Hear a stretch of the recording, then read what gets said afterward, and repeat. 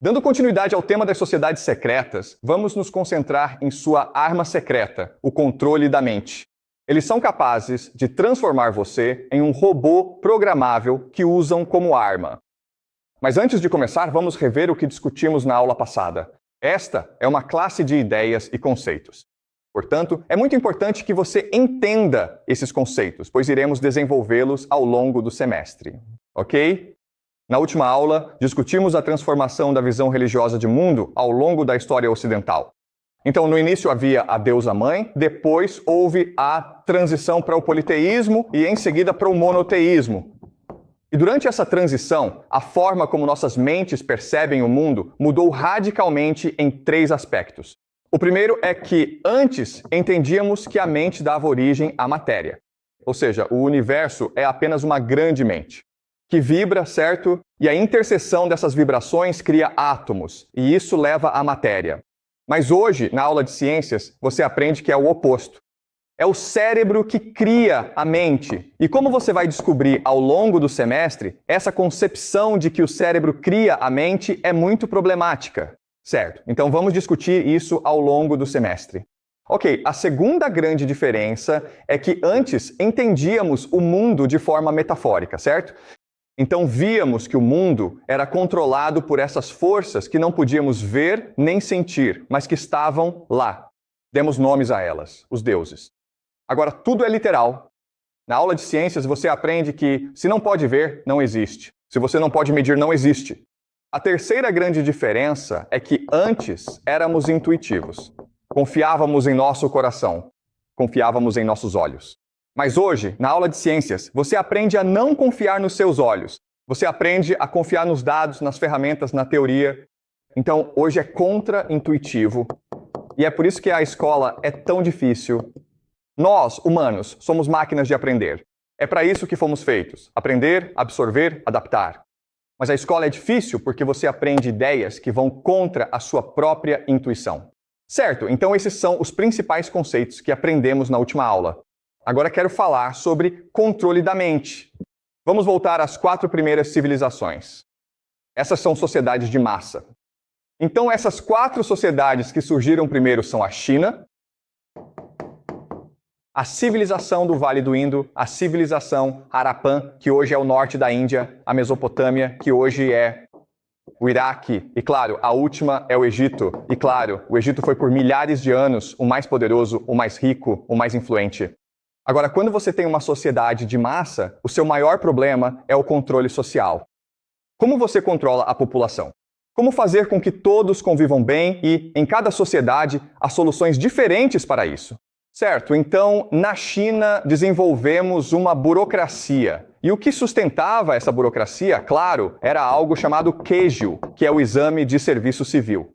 Então toda a atenção, toda a energia das pessoas estava focada em fazer com que seu filho passasse no Keiju para se tornar um oficial. E foi isso que deu estabilidade social à China. E adivinhem, pessoal, isso ainda existe hoje. Hoje chamamos de Gaokao, mas é o mesmo sistema, nenhuma diferença. A IVC, a civilização do Vale do Indo, criou a religião. E o que é notável sobre essa religião é que ela pregava o igualitarismo, a igualdade, além da paz. E essa religião se torna o protótipo do budismo de hoje. Então, a religião era um proto-budismo. E por muito tempo, a IVC foi pacífica e igualitária. Era uma sociedade muito próspera. Na Mesopotâmia, a solução era a guerra. A diferença entre a Mesopotâmia e outros lugares é que lá não há defesas naturais. Na China, temos montanhas, desertos e mares para proteger a China.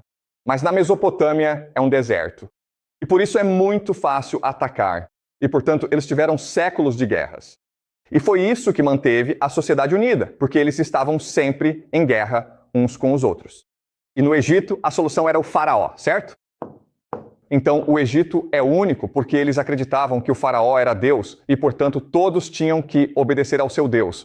O problema, porém, é que o faraó não era Deus. E, como um humano no comando de um império, sua vida estava sempre em risco, certo? Agora vou fazer uma pergunta para vocês. O que é preciso para ser um grande líder? Na escola, aprendem que habilidades precisam para ser um grande líder? Grite as respostas. Habilidades de liderança, mas o que são elas? O que eles são? Responsabilidade, certo? Que tal? O que mais? Sabedoria, abertura, empatia, com licença, arrependimento, respeito, sim. O que mais? Conhecimento, certo? Certo, isso é o que vocês aprendem na escola e poderíamos continuar por muito tempo. Existem centenas de habilidades necessárias para ser um grande líder. Adivinhem só, pessoal? Errado. Para ser um grande líder mundial na história, você precisa de 3 habilidades. E se você analisar como são os líderes de hoje, tudo fará sentido. Portanto, Putin, Trump, todos os líderes do mundo compartilham essas 3 habilidades. A primeira é a imprevisibilidade. Ninguém consegue prever como você vai se comportar. Você é um mistério para as pessoas. Essa é a primeira habilidade. A segunda habilidade é a alta tolerância ao estresse. Portanto, Donald Trump é provavelmente o homem mais odiado da América. Adivinhem só, pessoal? Ele vai para a cama e dorme como um bebê. Ele não se importa, ok? Ele se levanta e começa a tuitar, a fazer discursos, a falar com repórteres. Ele é o homem mais feliz do mundo. Ele não se importa. Assim, a última habilidade é a falta de empatia. Ele não se importa com o que acontece com as outras pessoas. Tudo o que importa para ele é ele mesmo. E adivinhem só, pessoal, para se dar bem na vida, você precisa dessas 3 habilidades. Impreditibilidade, ninguém sabe como você pensa. Ninguém sabe como você se comporta. Alta tolerância ao estresse, você não se importa. Falta de empatia, você é muito egoísta. E essas são as 3 habilidades que líderes precisam para se dar bem. Mas sabe de uma coisa? Podemos usar apenas uma palavra para descrever essas 3 habilidades. A palavra que podemos usar é dissociação. Dissociação significa apenas que sua mente faz parte do seu corpo. Quando você se dissocia, o que literalmente acontece é que sua mente sai do seu corpo, de modo que você não pensa que o que está acontecendo com você. Está acontecendo com outra pessoa. É como se você se tornasse um observador em um filme. Você está no filme, mas também está assistindo ao filme. E é isso que leva a essas 3 coisas: imprevisibilidade, alta tolerância ao estresse e falta de empatia. Outra expressão que usamos para dissociação é transtorno de personalidade múltipla. Donald Trump é tão imprevisível porque ele é literalmente 100 pessoas diferentes. Em outras circunstâncias, ele seria uma pessoa diferente. E é por isso que você nunca pode prever como ele vai se comportar. E todos os grandes líderes da história foram assim, ok? Então, deixe-me usar a teoria dos jogos para explicar por que isso acontece. Ok, teoria dos jogos. Então, na teoria dos jogos, já discutimos antes como quando você tem um jogo com milhões de jogadores diferentes, certo? O segredo para vencer esse jogo é trapacear. E você faz isso formando alianças secretas, certo? Então, esses 3 fazem isso. O problema é que isso, na verdade, é bem óbvio. Nós entendemos essa regra. Então, adivinha só, muita gente forma alianças secretas, certo? Então, para vencer esse jogo, se você quiser ganhar esse jogo, você precisa fazer parte do maior número possível de alianças secretas possíveis. Você precisa ser a interseção desses grupos, certo? Então você está aqui, mas também está aqui. Você também está aqui, certo? Mas como discutimos anteriormente, essas sociedades secretas desenvolveram sistemas para tornar você leal, para fazer você obediente, para garantir que você nunca os trairá. Portanto, a única maneira de contornar esse problema é criar múltiplas personalidades. Certo? Porque, literalmente, você é uma pessoa diferente em uma circunstância diferente. E, portanto, eles nunca conseguem descobrir o que você realmente pensa. Espiões têm essa habilidade, ok? Quando se recruta espiões, a habilidade mais procurada é a dissociação. É essa pessoa capaz de se dissociar rapidamente de quem ela é. Basicamente, falta de empatia. Basicamente, são todos psicopatas. Então, na vida real, em um jogo, é a pessoa com mais múltiplas personalidades que vence. O problema, porém, é que, voltando ao Egito, o faraó nasce nessa posição. Então agora a questão é, você consegue pegar uma pessoa e criar múltiplas personalidades a partir dela? E a resposta é sim, ok? Então eu vou te mostrar como. Aliás, a palavra que usamos para isso é psicopata, ok? Certo. Se você tem múltiplas personalidades, você é um psicopata. Certo. Então eu vou te mostrar como eles faziam isso no Egito. Lembre-se, um faraó nasce nessa posição. Então agora o sacerdote que controla o faraó precisa treinar esse sacerdote. Você precisa ter múltiplas personalidades. O mistério hoje é como eles faziam isso. E novamente, nós não sabemos, mas estou especulando como eles fariam isso. Certo? Se você olhar para a mitologia egípcia é diferente de todas as outras mitologias do mundo. Existe a mitologia grega, existe a mitologia chinesa, existe a mitologia babilônica, mas a mitologia egípcia é única.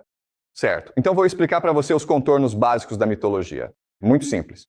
Então, há 3 personagens principais na mitologia. Tem Ra, o deus Sol, tem Osíris e tem Horus.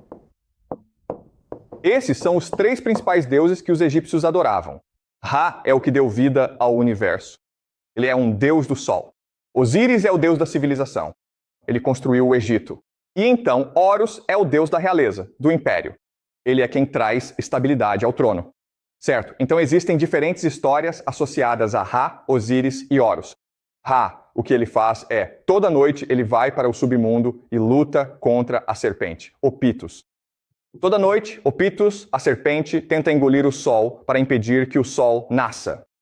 Então Ra precisa matá-lo toda noite.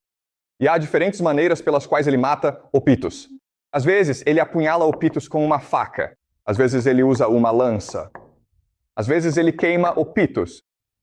Às vezes, ele estrangula Opitos. Mas há diferentes maneiras pelas quais ele mata Opitos. Mas fique tranquilo, ele mata Opitos toda noite para que o sol possa nascer de manhã. Se um dia Ra não derrotar Opitos, bem, você tem um eclipse solar, certo? O sol não pode nascer. Mas fique tranquilo, Ra vai derrotá-lo eventualmente. Eventualmente, Ra dá à luz Osíris. Agora, Osíris é um grande faraó, mas seu irmão, Set, se pronuncia Set, ok? Mas se escreve Seth. Ele é ciumento. Ele quer o trono, então ele engana Osíris. Um dia, ele diz para Osíris, olha, eu construí um túmulo e esse túmulo é muito confortável. E então Osíris diz, deixa eu experimentar. Então Osíris pula no túmulo e diz, uau, é realmente confortável. E claro, Seth então fecha o túmulo e depois joga o túmulo fora. Agora, a boa notícia é que Osíris tem uma esposa inteligente. Ele é meio bobo, mas Ísis é bem esperta. Então Ísis agora está procurando por Osíris. E Seth pensa, não posso deixar Ísis encontrar Osíris. Então Seth corta Osíris em 1 milhão de pedaços. Ok, então o túmulo. E então ele corta Osíris em pedaços e espalha Osíris pelo mundo todo. Mas Ísis está determinada. Então Ísis viaja pelo mundo e encontra todos os pedaços e o remonta. Ok, mas ela sabe que eventualmente Seth vai encontrá-los de novo. Então ela faz sexo com ele bem rápido. O que dá origem a Horus. E Horus quer o trono de volta. Então ele vai à guerra contra Seth. E eles têm uma série de desafios, certo? E alguns desses desafios envolvem afogamento. Então o que eles fazem é se transformar em hipopótamos. Eles vão até o fundo do rio e veem quem consegue prender a respiração por mais tempo. Eles se afogam, basicamente. Mas também há um desafio em que Seth, você consegue ver essa palavra? Ok, é S-T-U-P-R-O, certo? Ele faz isso com Horus porque é um sinal de dominação. Mas eventualmente, Horus vence e se torna o faraó. Então essa é a estrutura principal da mitologia egípcia.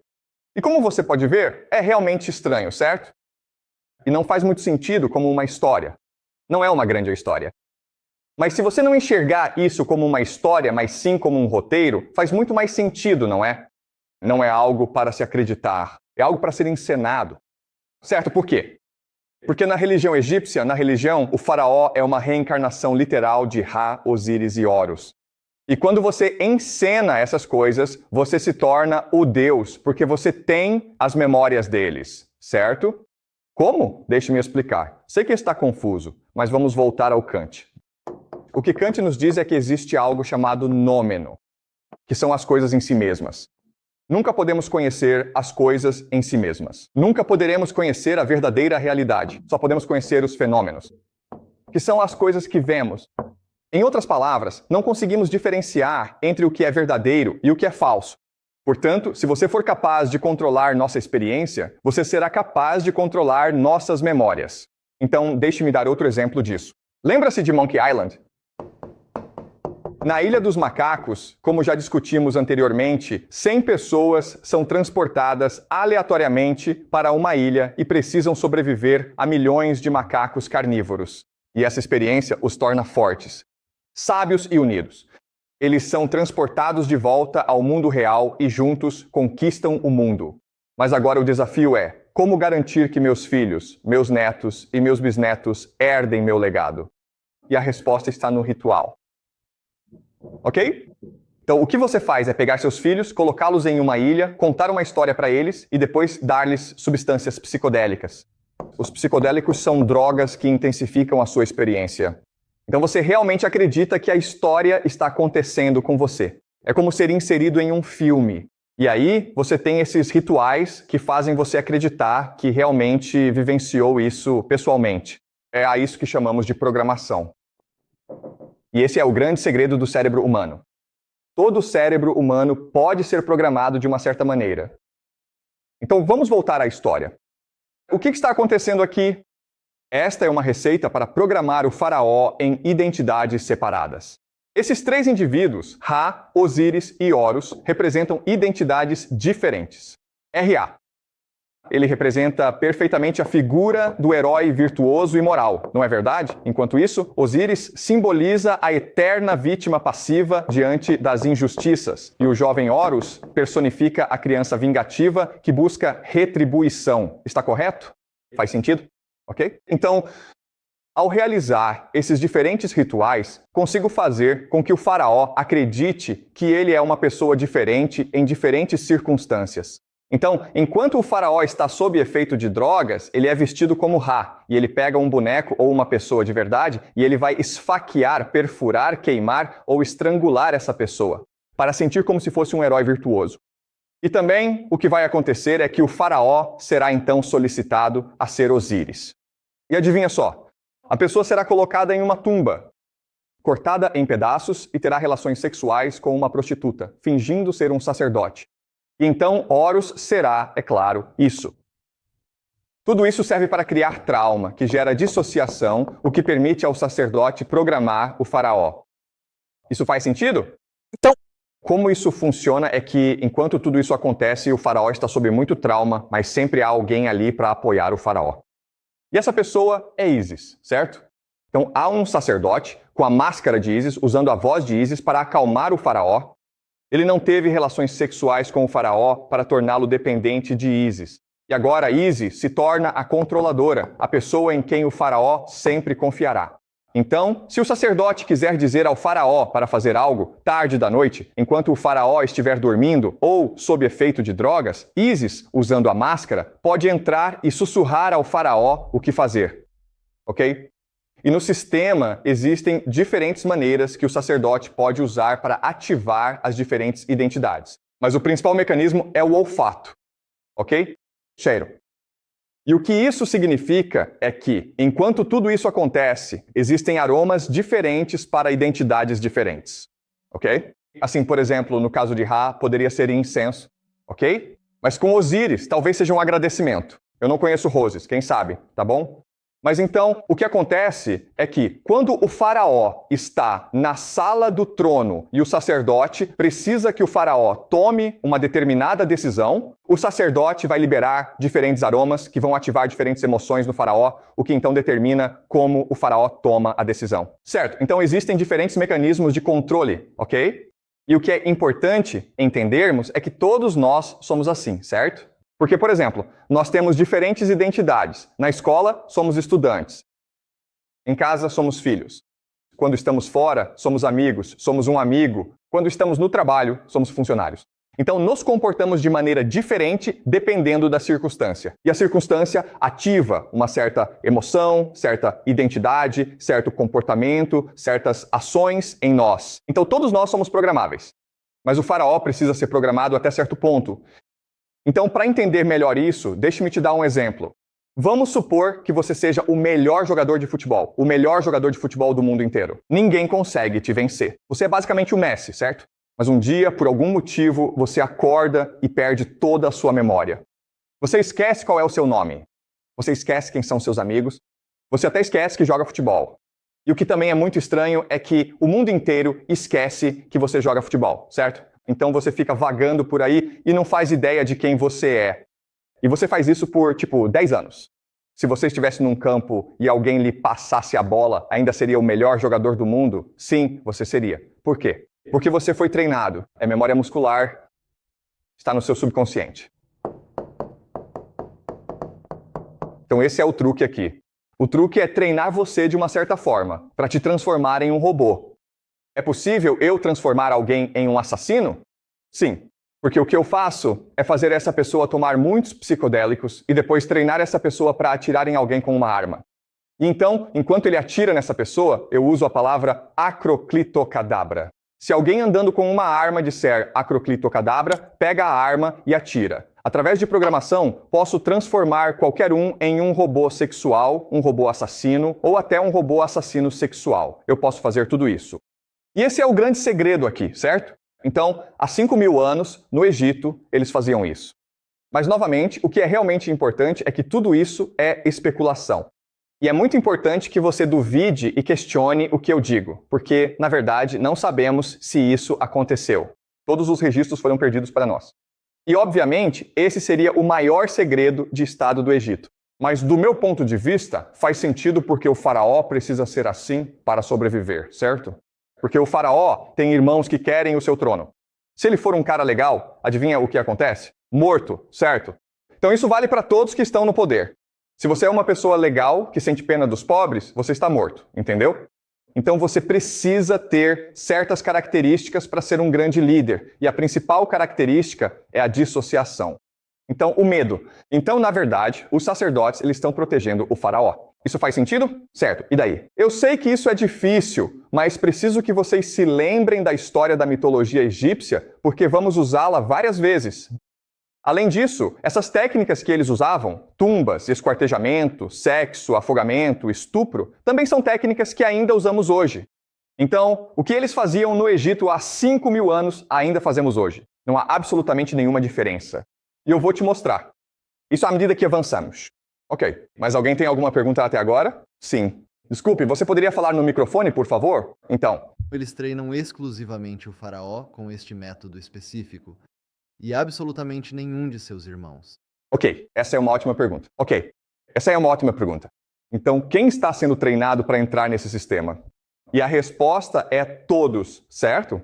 Porque as pessoas que não controlávamos eram os sacerdotes. Eles são o que hoje chamamos de estado profundo. E é possível que o faraó sofra um acidente e morra. Certo, então você precisa de alguém imediatamente para substituir o faraó. Então todos estão sendo treinados. A família real está sendo treinada para isso. O problema surge quando a classe sacerdotal se divide em diferentes facções políticas, todas querendo poder. Então eles programam o irmão do faraó para criar uma guerra civil. Certo, então todos que fazem parte da família real estão sendo programados dessa forma. Mas então isso levanta uma questão realmente interessante. Por que eles concordariam com isso? O que é interessante é que esses psicodélicos e esses traumas criam algo chamado EQM, o que chamamos de experiências de quase morte. Então, por 1 minuto, ou 10 minutos, ou meia hora, eles estão literalmente mortos. E o que sabemos é que quando isso acontece, e é realmente interessante, é que quando você sente que está quase morto, você transcende para o mundo espiritual. No mundo espiritual, você realmente encontra Deus.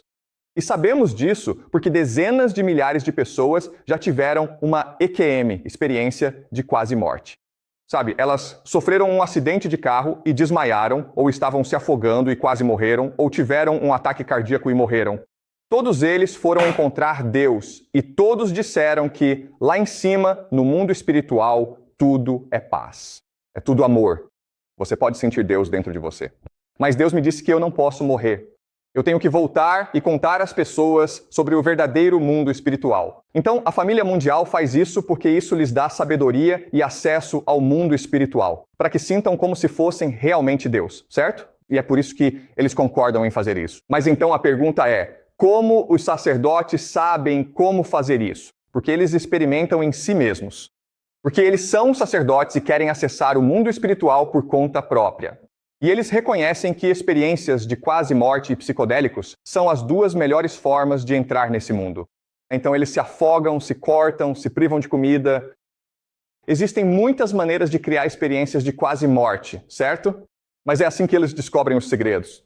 E o mais incrível é que não melhoramos em relação aos egípcios de hoje.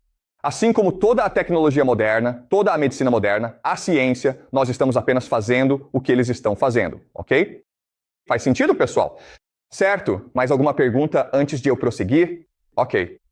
Não há diferença entre o céu e o inferno, porque tecnicamente falando, coisas ruins você nunca vai para o céu, mas né?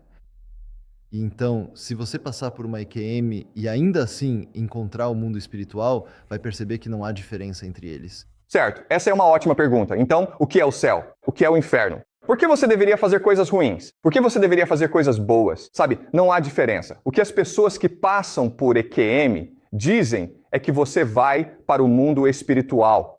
Primeiro ocorre a revisão da vida, onde você vê exatamente tudo o que fez. Se foi uma pessoa má, isso é o inferno, pois sentirá dor pela primeira vez. Dissociação significa que você não sente dor nenhuma, mas adivinha só? Você só está se enganando, porque quando estiver no mundo espiritual, terá que ver exatamente o que fez com as outras pessoas. Você tem que sentir a dor delas. Certo? É isso que é o inferno. E o céu você pode ver o bem que fez, certo? Então, o que dizem é que quando você faz o mal, você cria energia negativa. E quando você faz o bem, você cria energia positiva e não consegue ver isso neste mundo. Mas lá no mundo espiritual, você finalmente consegue ver por si mesmo quanto mal você fez e quanto bem você fez. Certo? E é isso que são o céu e o inferno. E, quero dizer, não quero me aprofundar muito nisso. Mas outra teoria é que, quando você morre, a única coisa que permanece em você é o amor.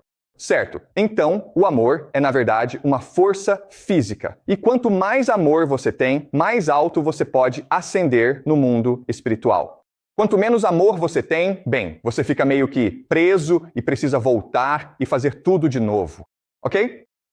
Então, seja uma pessoa legal. Tudo bem? Ótima pergunta. Certo. Então, está tudo claro para nós? Certo, mas falaremos mais sobre experiências de quase morte mais tarde, no mundo espiritual. Ok? Mas quero que você entenda isso. Há 5.000 anos no Egito, eles descobriram como programar animais selvagens para se tornarem robôs que pudessem controlar. E ainda hoje utilizamos as mesmas técnicas. Alguma pergunta antes de prosseguirmos? Então, vamos para o PPT. Bem, como vocês podem ver, como se pode ver no Egito, são os sacerdotes que realmente detêm o controle. Faraós são marionetes. Faz sentido. Ninguém controla um império sozinho. Sacerdotes e burocratas detêm o poder real. Certo, então falamos sobre transtorno dissociativo de identidade, não é? E você pensa, uau, deve ser ótimo ter todo esse poder.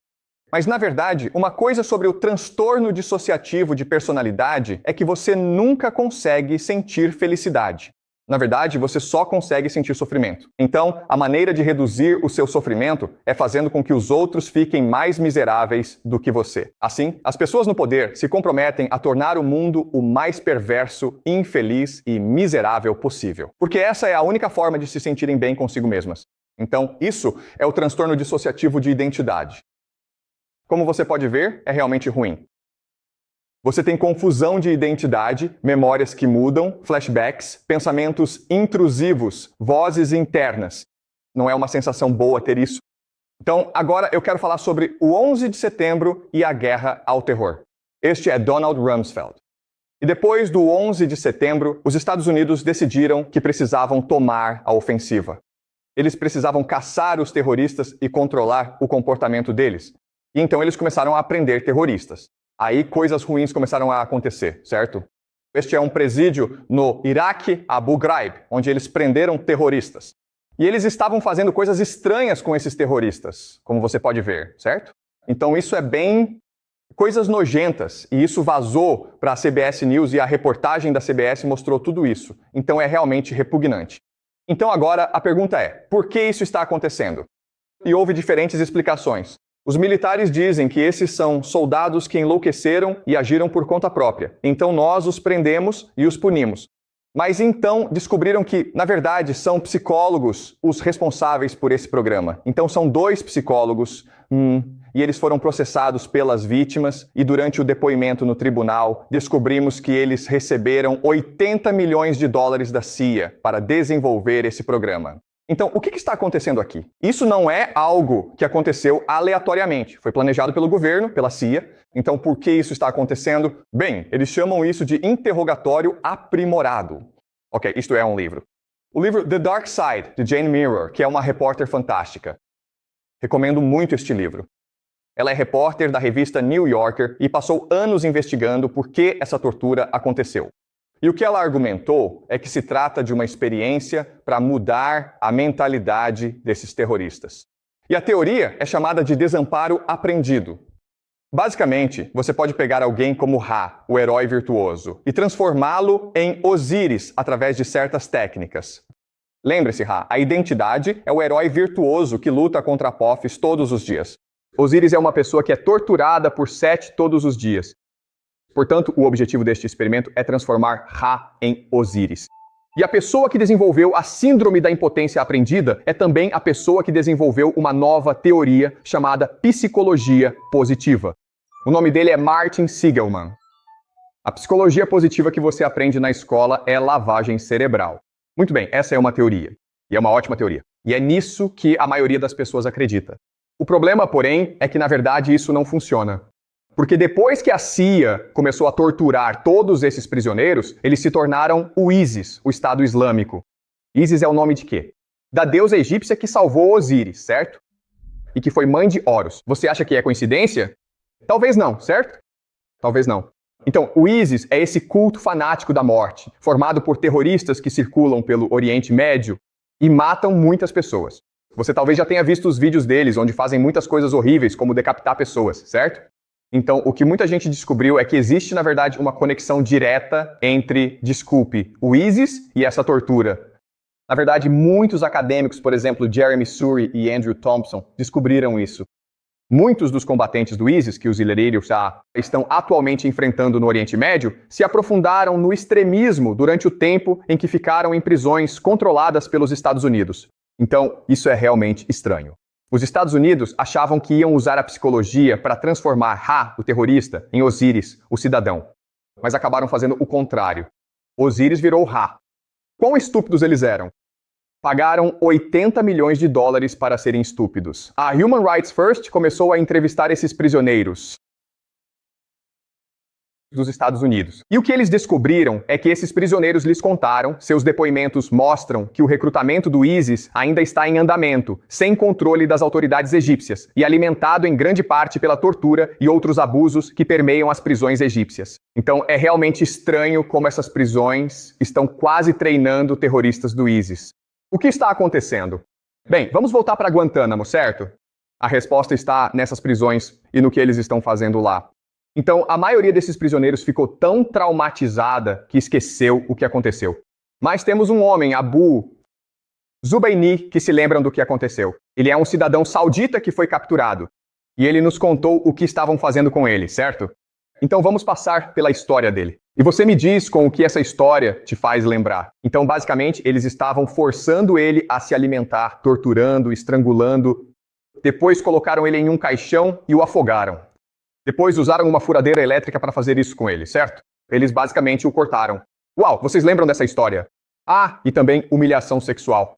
Certo, onde havia uma mulher que tentou seduzi-lo. Também. Pessoal, vocês estão vendo isso? Qual que é a história? O quê? Que história é essa? Pessoal, qual que é a história? A história do Egito? Foi isso que fizeram com um faraó há 5.000 anos. É a mesma história, o mesmo roteiro. Em outras palavras, eles não estão se esforçando. O que eles estão realmente fazendo é tentar transformar essas pessoas, que em sua maioria são inocentes, em terroristas. Eles estão tentando transformar essas pessoas em drones, que eles podem programar e soltar no Oriente Médio. Esse é o verdadeiro objetivo, certo? Então, não foi que o experimento falhou, ele funcionou. O ISIS é uma criação americana projetada para causar o máximo de caos possível no Oriente Médio. Deixe-me te fazer uma pergunta. Se você realmente quisesse obter informações desses terroristas, qual seria a melhor maneira de fazer isso? Pague dinheiro para eles, seja amigo deles, seja gentil com eles, leve-os para jantar, certo? Temos muitas evidências que sugerem que é isso mesmo. Se você apenas seja gentil com essas pessoas, elas vão te contar tudo. Não, você não precisa torturá-los. Você os tortura porque está tentando transformá-los em armas secretas para serem liberadas no mundo. Certo? Tudo bem. Então, há 5.000 anos eles faziam isso com um faraó, e agora descobriram como fazer isso com qualquer um usando drogas, tortura, abuso ritual. Então, todos esses combatentes do ISIS, eles são robôs controlados pelo exército americano, são drones humanos sendo usados. Certo? Por que isso é importante? É importante porque há 5.000 anos, tentar controlar o faraó era, antes de tudo, uma questão de controle social. Então, existe um programa chamado MK Ultra, iniciado nas décadas de 1950 e 1960, liderado por um capitalista chamado Sidney Gottlieb. E o objetivo do MK Ultra era descobrir como lavar o cérebro das pessoas. E por muito tempo isso foi considerado uma teoria da conspiração. Mas alguns anos atrás, a CIA, o governo do ZEUA, admitiu que realmente fizemos isso. Mas não fazemos mais isso, certo? Fizemos isso antes, mas não hoje. Hoje não, certo? Certo, então se você está curioso, existem muitos documentos do governo na internet que você pode ler. Mas o MK Ultra foi um programa criado para testar os efeitos de drogas e lavagem cerebral em cidadãos americanos inocentes, especialmente crianças. Então, alguns desses documentos agora são públicos. E pessoal, só para vocês saberem, a maior parte da documentação, a documentação mais sensível, foi destruída pelos participantes. Então só temos alguns desses documentos. Mas algumas das coisas que eles faziam era lavagem cerebral.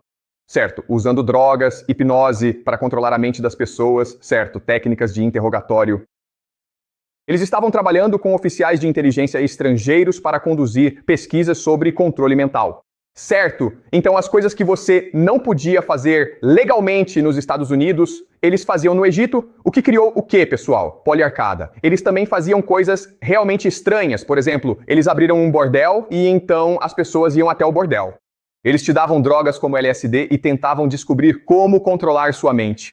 Mas eles não faziam isso com a maioria das pessoas, certo? Certo, bem, eu vou mostrar isso para vocês mais tarde.